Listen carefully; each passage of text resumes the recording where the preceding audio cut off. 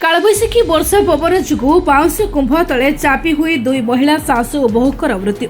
वर्षा जोगु आश्रय नहीं हठात बाउंश कुंभटी उपुड़ी दुई महिला पड़ जाता।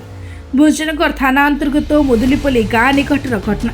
मृत दुई महिला सासू शैल बिशोई एवं बहु संतोषी बिशोई घटनास्थल में अग्निशम बाहिनी पहुंची उद्धार कर भंजनगर मेडिकल रे भर्ती करते।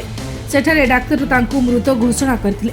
सूचना जोग्य गत किछि दिन है ओडिशार विभिन्न स्थान में घड़घड़ी सह वर्षा लगी रही फल जीवन यात्रा प्रभावित होछि। आज यह घटना को नहीं स्थानीय अंचल में शोकर छाया खेली जाइछि।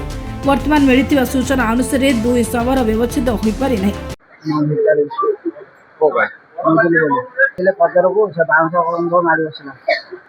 मो दरजा खोजी खोजी गला बेले देखिले बाउंश कुंभ देखला हाणी सब गाले बाउंश कुंभ मारी आसु आया कोडी ना हला शैल बिशोई भाउज नाला संतोष बिशोई एटा केतलर घटना चाटा हो किन जो आपन को जानले कोठी गले हम दरजा आया जाई खोजी खोजी गले पार गले आसी नथले तो खोजी लाया पर देखिले नि तार से बाउंश गछ देखि लालु बाउंश गछ मारियो किन काढलो और टांगे हाणी दे बाउंश कुंभ खा वतन मरि जाई हां एटी केम दे राम सलाम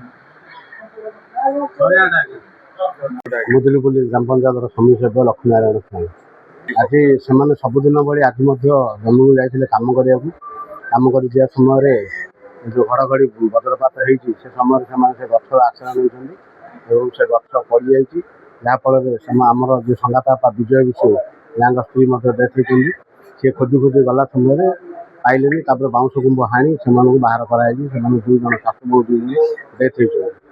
बर्तमान आम चाहूँ जेहेतु चलिया कष्ट चाषी परिवार किसी सरकारी सहायता और समस्त सहयोग रही उपकृत हो से जो झीटी मरी संतोषी बिशोई तार हजबैंड नथिया सत्वे तार गोटे छोट पुओटे अच्छी तार केमी रक्षणाबेक्षण से सरकार को आम निवेदन करूँ सरकारी साहाय्य जहाँ अच्छी ता मिलने से उपकृत हे।